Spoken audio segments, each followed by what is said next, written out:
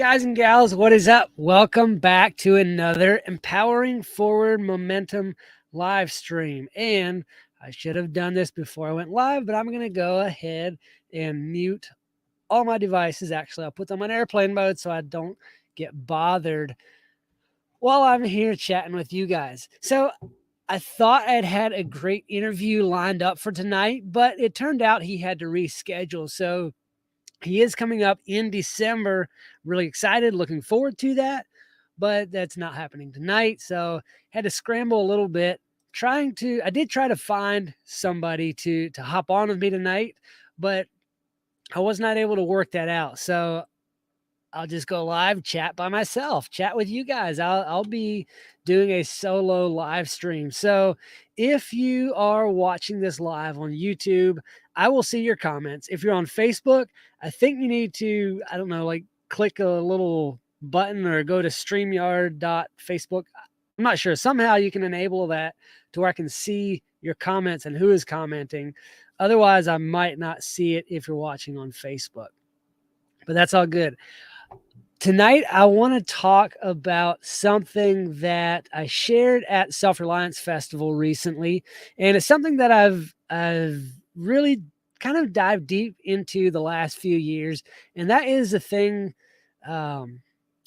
personality styles. There's a lot of different models out there, but I came across one through my cousin who is a business coach called the DISC model of human behavior, and he's really deep into that. He is like 1 out of 10 master DISC trainers in the world. And so I got to go study under him for a couple of days, got certified and all that. But it's been an ongoing journey, just continuing to learn, continuing to develop my, I don't know if you want to call it spider sense or whatever you want to call that inside of or within the DISC model, just to be able to better not only understand myself, but to be able to adapt to other people, to understand them a little better, and to, I guess, raise the bar on my interactions with other people, to interact with them based on the level of their personality as well as mine, and to kind of bridge that gap a little more.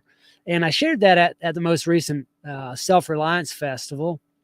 And my title in that topic or that speech presentation was Bridging the Personality Gap. So I'm going to go a little bit deeper into that tonight. You may have caught that on video. I did post that on YouTube.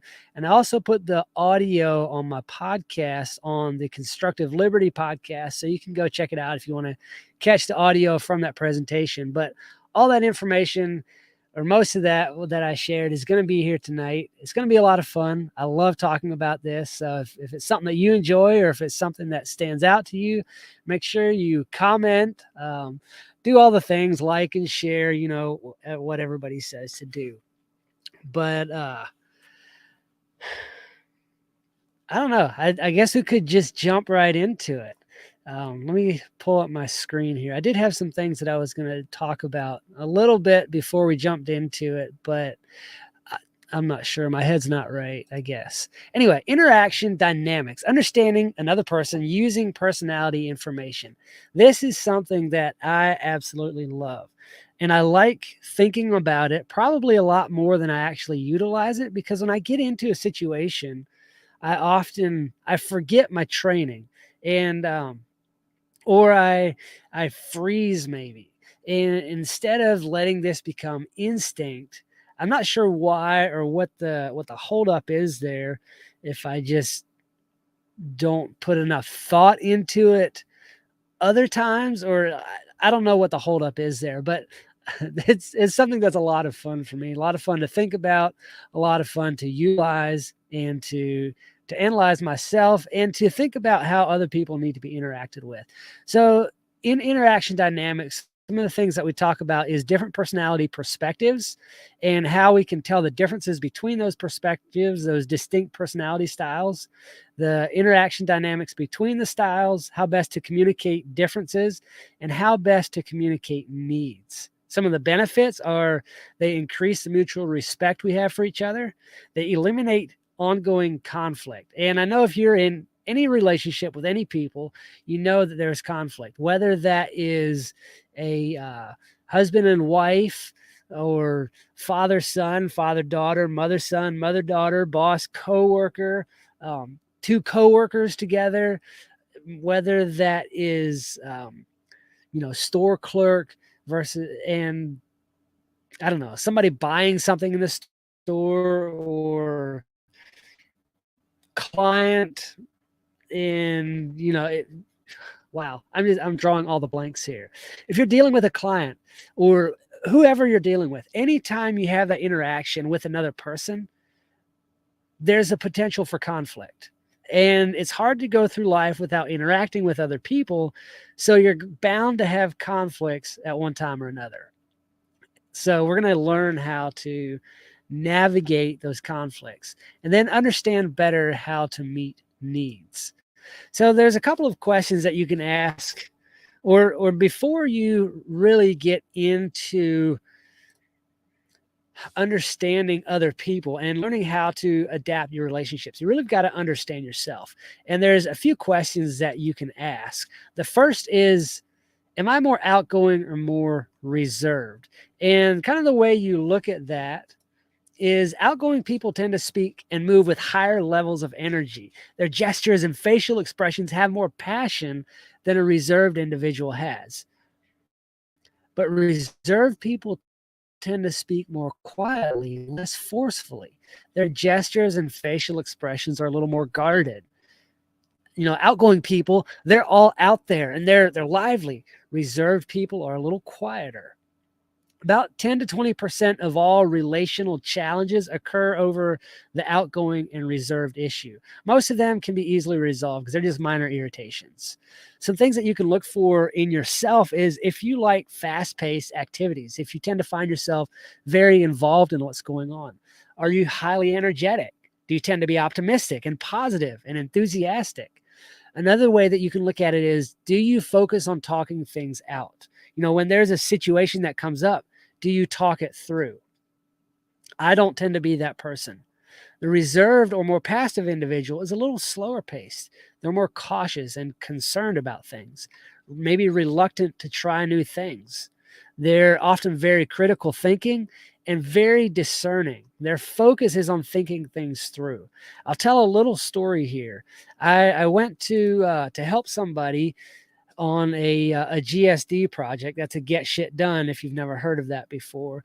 And they had to take out a spiral stairway and rebuild steps from a basement to the first floor level.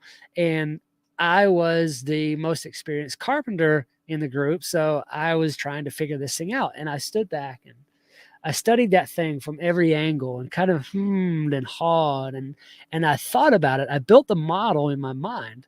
I didn't talk about it. I wasn't saying what I was thinking. I was just thinking about it until I had a finished product in my mind. Then I knew the material list that we needed, and then I was able to speak it. An outgoing person would have talked all of that through and probably gotten somebody all confused because they were saying they need this. No, I need this. No, add 2 more of those. I need that. Nope, I need this. At least that's how it happens in my mind. For me, I think it all the way through, come up with the list, and then speak it. So I am the more reserved individual. The second question you can ask yourself is, am I more task-oriented or more people-oriented? Task-oriented people tend to focus more on the job to be done or the goal to be accomplished. They're less influenced by the opinions of others and more logic-based in their approach. This also is me. I'm more task-oriented. You can ask my wife. She knows that when there's a job to be done, I don't want to worry about the people that are around. Let's just do the job. Don't stand around and talk. Don't worry about relationships. Those will take care of themselves. Job done. Then we can go have fun, whatever fun looks like. People-oriented individuals tend to enjoy the company of others and focus on people as a priority rather than the project at hand. They're more influenced by the opinions of others and more sensitive or emotional and less fact-based. Interestingly, about 80 to 90% of all challenges occur over this issue. And most of those challenges are major conflicts, not easily resolved.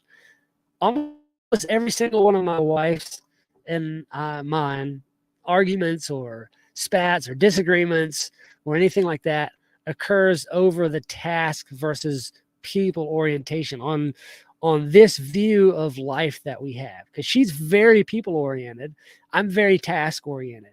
So if there's a thing to get done, I'm like, let's just go do it. I don't care about the people. If they want to spend time with me, they can come along for the ride. Just shut up and do the work.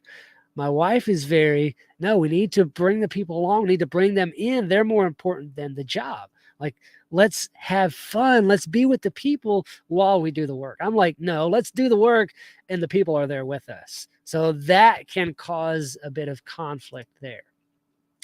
Again, task-oriented people, they prefer procedure, function, programs, plans, projects, and process. Their focus is on getting the things done. People who are relationship oriented, they care about the relationships. They're more caring about people. They like to share. They're more emotional.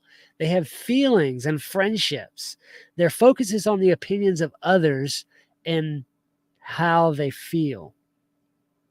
Again, about 80 to 90% of all conflicts occur over this issue. We describe each of these personalities. So this is the DISC model of human behavior. You have the D, I, S, and C. And we describe each of these personalities with words that correspond to their word. So the D personality is dominant, direct, demanding, decisive. They're determined and a doer. The I is very inspiring, influencing, inducing, interactive, impressive, and interested in people. The S personality, they can be described with words like supportive, steady, stable, sweet, sensitive, and status quo. And the C personality is words like cautious, calculating, competent, consistent, contemplative, and careful.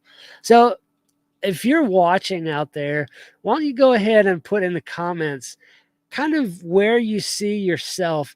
Would you say you're more outgoing or more reserved? And then would you say you're more task oriented or more people oriented? So when we combine both of those views, we have this little crosshair here that, you can tell kind of where you fall in the graph. So if you would be more outgoing, you would move towards the top of the graph. If you're more task oriented, you'd move to the left side. You would say you're a high D. I'm more reserved and task oriented, so I'm a high S. My wife is more outgoing and people oriented, so she's a high I.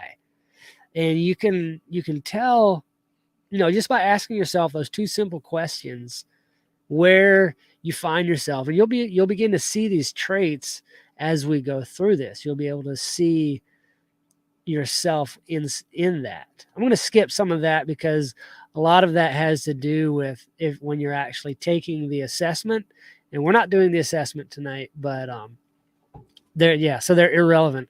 But this gives you some of the strengths, the desired environment, and the motivations and all of that for each personality type. So the strengths of each personality type, the high D, they like quick action, lots of change. They prefer to take charge and they want to see results.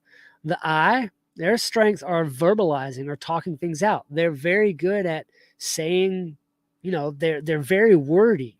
They don't have a problem with 10,000 words. They're like, why would I use 5 words when 500 will do? I mean, they're going to talk about it. They're very enthusiastic and optimistic. The S, they like to stay in one place because they like, sameness. They want things to be stable, secure, and they're very patient. The C is very good at following directions, main standards, and checking things for accuracy. If you want to make sure things are done right, have the C come by and check it out. The desired environment of each of these personality types. The D likes freedom from controls. They don't want to be told what to do. They want to be in control of their own self.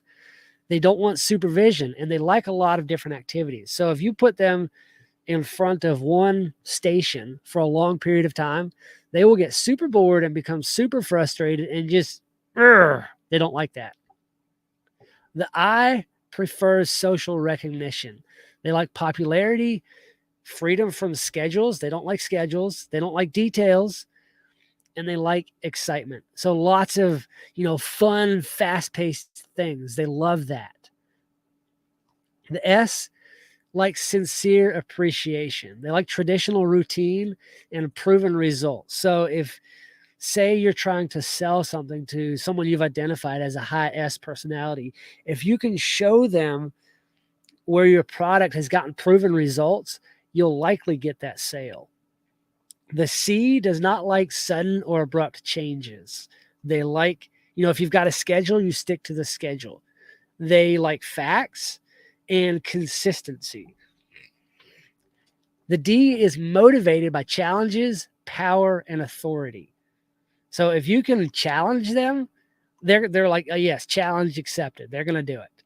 And they want to be in charge. The I likes flexibility. Like, I don't want to be nailed down to a schedule. I want flexible.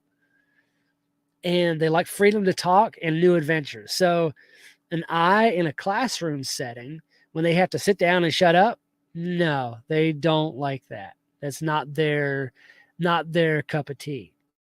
The S is all about stability, peace, having time to adjust to change. And the C likes being included in the idea process, having time to analyze facts and good reasons. So if you have a child who is the high C personality, they're not going to be satisfied with because I said so, because that is not a reason. Because I said so it makes no sense. It's not logical. Okay. If, there's different ways to go about because I said so, but the C wants to know why you said so. Like, where are you coming from? What's the process that you're going through there? They tend to evaluate others. The D uses their ego, or they tend to evaluate others based on their ego and aggressiveness and the results that they get. The I evaluates others by their verbal skills and their flexibility. The S evaluates people based on their consistency and how easy they are to get along with, their amiability. The C evaluates people based on their accuracy and their precise standards.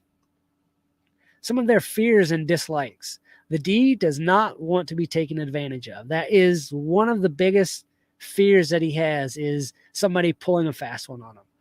The I doesn't like the loss of social recognition. The S hates confrontation and change. Like, they will do everything they can to avoid confrontation. The C does not like irrational acts or antagonism. Like, anything that's irrational or illogical or, it just doesn't make sense. The C personality, no. It's like not having any of that. Oftentimes their stress reaction with the D, when they're under stress, they're very hostile. They tend to become verbally and physically abusive if they let it go too far. The I can become whiny and pouty and very emotional and dramatic. The S tends to shut down and probably needs a lot of sleep. Like, they just like, you've seen those people. The C will withdraw. They need time alone. That's me. I'm a high C. So when I get under a lot of stress, I'll get very quiet and tight-lipped, and I don't say anything, and I just want to be by myself. If I'm stuck around other people, I'm withdrawn inside. Like, it's closed off. How they recover. The D recovers with physical activity. The I recovers with social activity. The S recovers with undirected activity. And the C with cognitive activity. They like thinking things through. They like to think. I'm going to go through some of these. Let's see. Looking through some of these till I get to one. Here we go. Styles for all 4 types. Like, we all communicate. Some of us a little more effectively. Some of us maybe a little more verbally. Some non-verbally, but we all communicate. Effective communication means that the other person got the message clearly and they understand it. So if you understand all 4 of these personality styles, then you will be able to understand what the other person is trying to say, even though somebody else might not, because you understand the personalities and how they communicate. So speaking in another person's personality language improves the likelihood of effective communication. So when you are talking with a D personality, you need to get to the main point. Like, just break it down for them, tell them like it is. Be brief and firm. Like, don't be questioning, don't be saying things timidly, but be out there with it. Think in terms of answering the what. Like, what do they need to know? And just tell them that. Start with I will. Like, I will do this, or you need to do. Probably don't tell them you need to do that, but they want very definitive statements. And if you can give them new strategies and ideas, then yes, you will have won them over.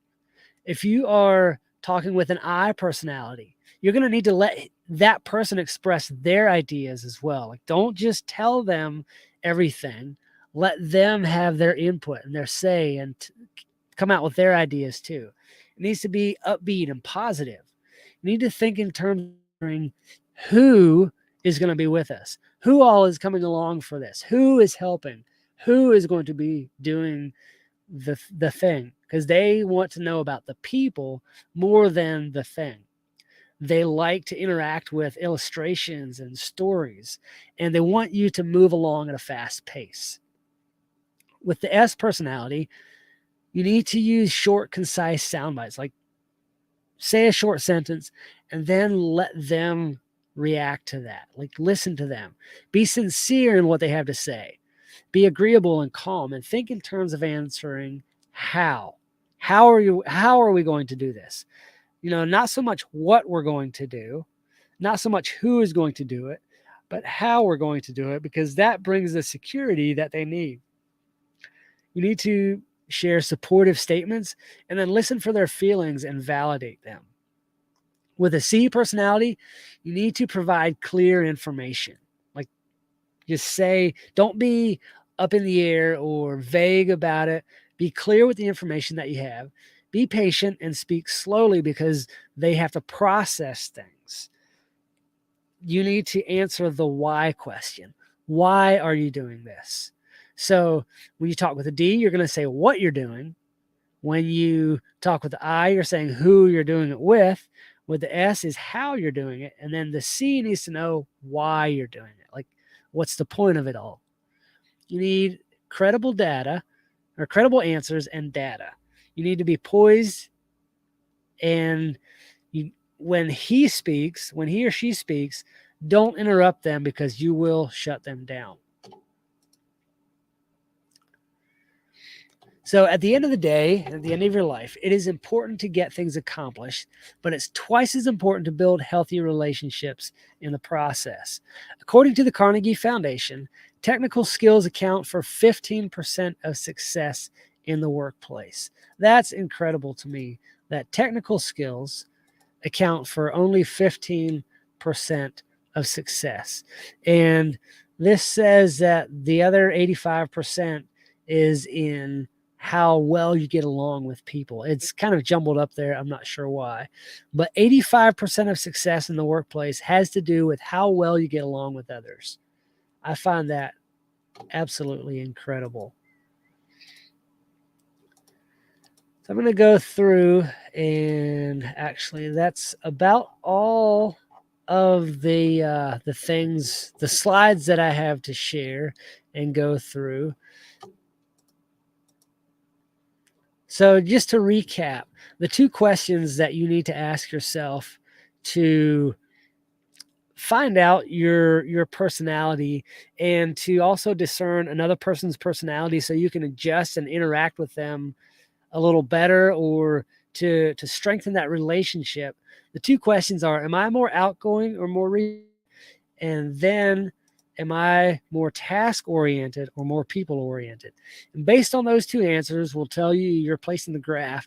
And using that information that I gave you earlier, you'll understand yourself, and you can adapt how you interact with that other person based on what you know about them. And that's going to help you out in your relationships with your spouse, with your friends, with your parents, with your coworkers, with every single person that you come across, with your clients, with your boss, everybody that you meet is going to benefit based on this information and you utilizing this information. So if you want to go a little deeper, if you want to know a little more about personalities and maybe figure out for sure what you are, or not putting you in a box, but just to give you a construct or some parameters for how to improve your relationships, then I'm going to actually, there is a link in the description. If you are on, I think Facebook and YouTube should have the link where you can go get your own personality assessment. This is a DISC personality assessment. I'm very partial to it. I love it. It's a lot of good information. So go check out that link. And I hope you are able to find some answers and improve your relationships, not only with yourself, but with every around you. That's all I've got for tonight. I hope to be able to line up some more interviews so that I have some great people to chat with. That's it for tonight. Do good work.